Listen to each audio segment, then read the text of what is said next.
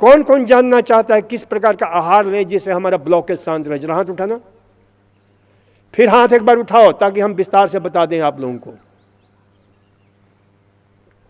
देखिए, ब्लॉकेज क्या है? जैसे कोलेस्ट्रॉल,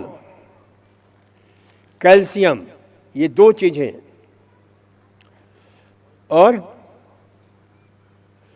आपका एक खास प्रोटीन जिसका नाम है होमोसिस्टिन, ये तीन जबरदस्त कारण होते हैं ब्लॉकेज के। और इन तीनों को जो है दूर करने के लिए लिपिडोम है ही, हृदयामृत है, अर्जुन की छाल का काढ़ा है,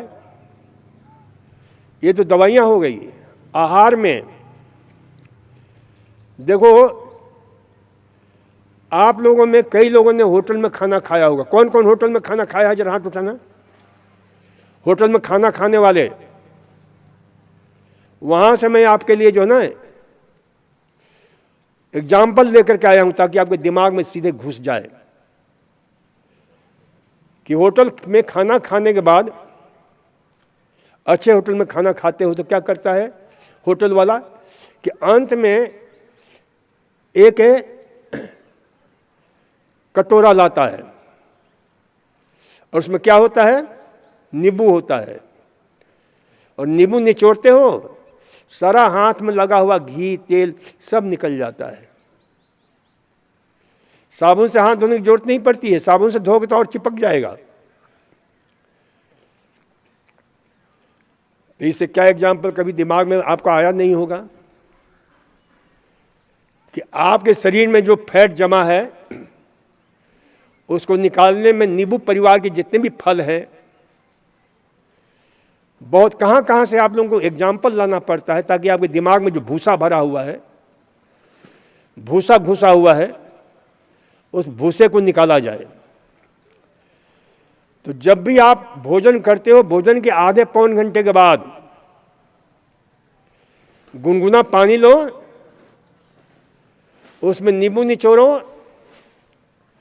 और धीरे धीरे पी जाओ। वह बनता है लीवर में बनता है, ध्यान रखो। लीवर आपका स्वस्थ होगा, कोलेस्ट्रॉल स्वस्थ होगा। लीवर खराब होगा, कोलेस्ट्रॉल खराब होगा। और लीवर खराब क्यों होता है?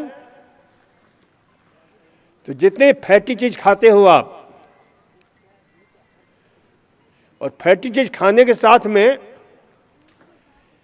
यदि शराब पीते हो तो क्या हो जाता है? कहते हैं ना कि आग में घी डालना या करेला या नीम चढ़ा, वो वाली कहावत चरितार्थ होती है तो जाकर के शरीर में सीधे लीवर में पहुंचता है। वह जो शराब है ना,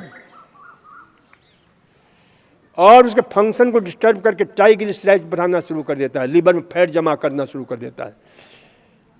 इसलिए लीवर रोग भी कितने प्रकार के होते हैं? दो प्रकार के। एक को बोलते हैं अल्कोहलिक लीवर डिजीज, एक को बोलते हैं फैटी लीवर डिजीज। तो यदि ये हमने सूत्र आपको बताया, नींबू पानी मिला करके खाना खाने के आधे घंटे के बाद पी लेते हो,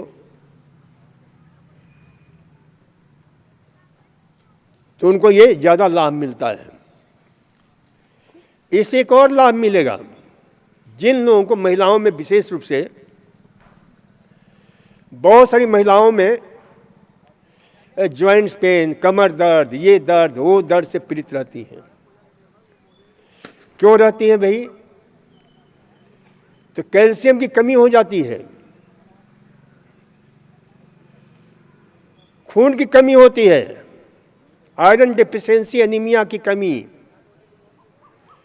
तो परिणाम क्या होता है? हाइपोकैल्सीमिया, आपके एनीमिया।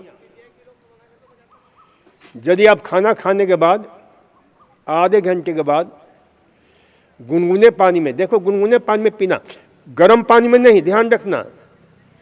कोई भी चीज़ लेते हो ना, गुनगुना में लेते हो तो शरीर उसे जल्दी से ऑब्जर्व करता है, सिमुलेट करता है। ठंडा लोगे तो बेचारे को गुनगुना करना पड़ता है शरीर को, गर्म लोगे तो शरीर को गुनगुना करना पड़ता है, तब शरीर उसे अपने अनुकूल बनाता है। किसको किसको मेरी बात समझ में आई, जरा हाथ उठाना।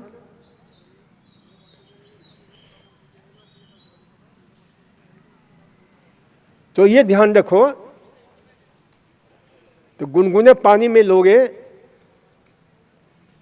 तो क्या होगा, वह कैल्शियम और आयरन, क्योंकि कैल्शियम को शरीर में बायोएवेबिलिटी यानी सोखने की क्षमता तब होती है जब कैल्शियम के साथ जो है ना एसिडिक माध्यम हो, और आयरन के साथ भी वही स्थिति है कि उसके साथ भी एसिडिक माध्यम होना चाहिए। नहीं तो खाने में जो आप लेते हो ना कैल्शियम आयरन, वो सोखता नहीं है शरीर, क्योंकि एसिडिक माध्यम होता नहीं है आपके भोजन में ज़्यादा। तो इसलिए इसे ध्यान रखो कि नींबू पानी लेने से आपके कैल्शियम का लेवल बढ़ जाता है। क्यों? जो खाना खाते हो ना, ध्यान से सुनो, क्योंकि कैल्शियम शरीर में तभी एब्जॉर्ब होता है, क्योंकि कैल्शियम के साथ क्या है, जितने भी आहार होते हैं उसमें ऑक्जेलिक एसिड होता है। कैल्शियम को शरीर में एब्जॉर्ब होने नहीं देता है, वो कैल्शियम ऑक्जेलेट बनाता है। उसी प्रकार से फायटेट होता है, फॉस्फेट होता है, जो आयरन को एब्जॉर्ब होने में बाधा डालता है। लेकिन जब आप जो है ना नींबू पानी के साथ लेते हो तो उस एब्जॉर्प्शन क्षमता उसकी बढ़ जाती है। तो इसलिए इसे ध्यान रखो।